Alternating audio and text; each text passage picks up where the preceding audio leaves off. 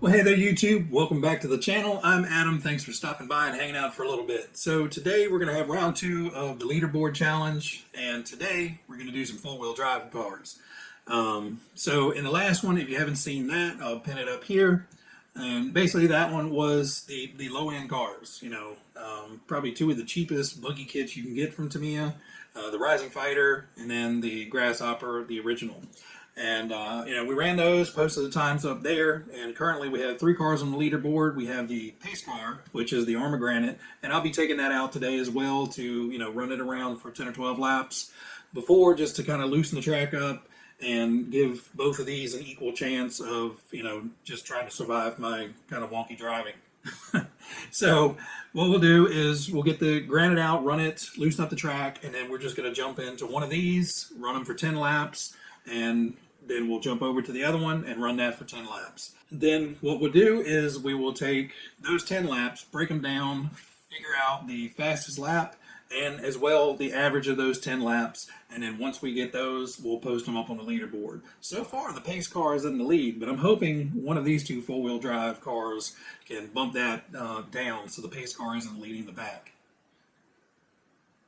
I guess it should be leading the back, but not on the leaderboard necessarily. Anyway, guys, so I'm going to get all this stuff packed up and head out to the racetrack and start running some laps. So see you guys out there.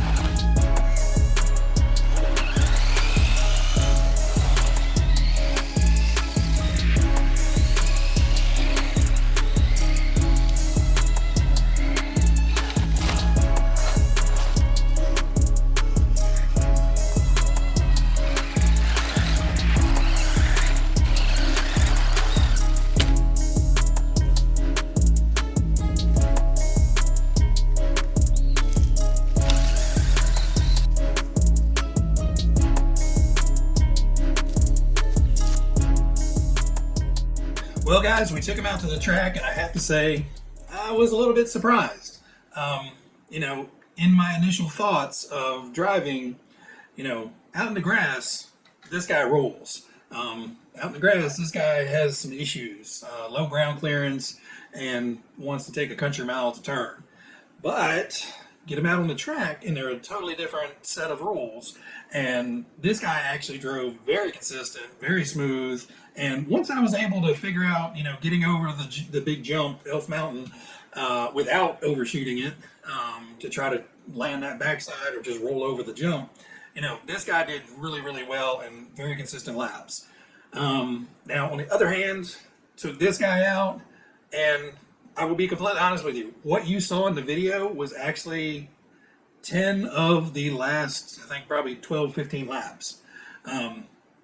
I took it from a reset and basically started going from there. I couldn't get around the track without, flipping it over, wrecking it, sending it off the track or something for any time period. I'd make one good lap and throw it off the track, and I'd make another good lap and flip it in the infield.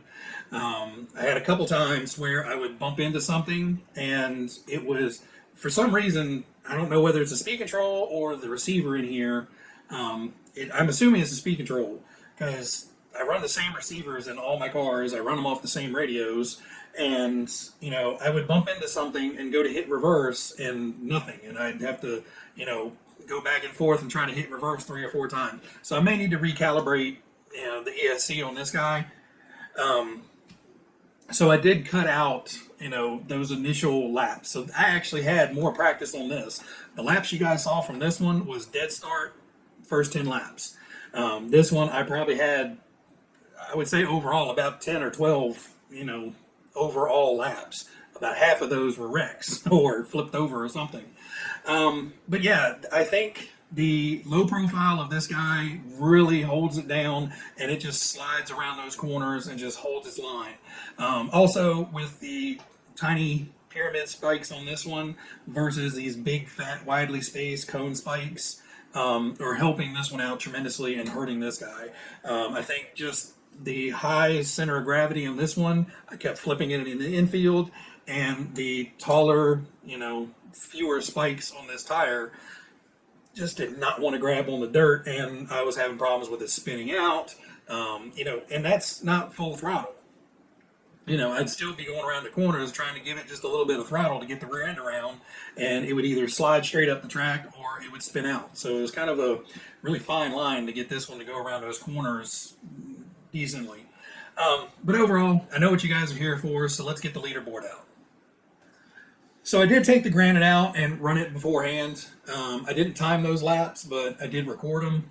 And I actually got a faster lap from the Granite in this race. But what we got on video the first time is going to stay up here for now.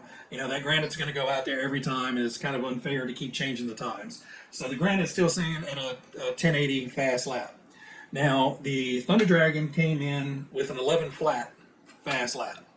The Plasma Edge II, we had a fast time of 10.21. So the Plasma Edge II is now at the top of the leaderboard, followed by the pace car, the Granite 550, then the Thunder Dragon, then the Rising Fighter, and still bringing up the rear, and will probably continue to as the Grasshopper 2. The Grasshopper. The Grasshopper 2 may bump that down even further. Of course, I ran this more laps than what those first 10 were, and I did get a little bit faster lap later on of a 10:15, but of course I'm just counting those first 10. This one I didn't get under 11 at all. It was, and some of those laps, like I said, it hurt the overall average. So the average for this guy was 1390. The average for this guy was 1092. So the average lap is faster than the fastest lap on this guy. That 19-second lap at the very beginning of this one, but, I wasn't resetting it anymore. I did reset it once in that series just to flip it back over and set it back up on the line, and we didn't count that lap, but, I had to get done. I was going to run out of battery before I got 10 consecutive laps in, so I had to make this one work a little bit with the Thunder Dragon. So yeah, next up, I'm not sure, maybe we'll do the Hornet and the Frog together, something like that, kind of a classic heads-up match, and I'm pretty sure both of those are bone stock, so that one should be interesting. And then I think we're going to get to some of the trucks. Maybe take out the Blackfoot.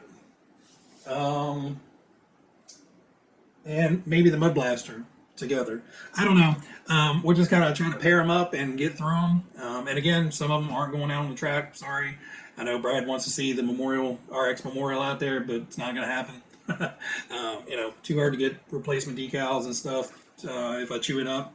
So some of them are going to stay on the shelf, sorry, but we're going to try to get the majority of them out there and at least get, kind of general overall averages for everything.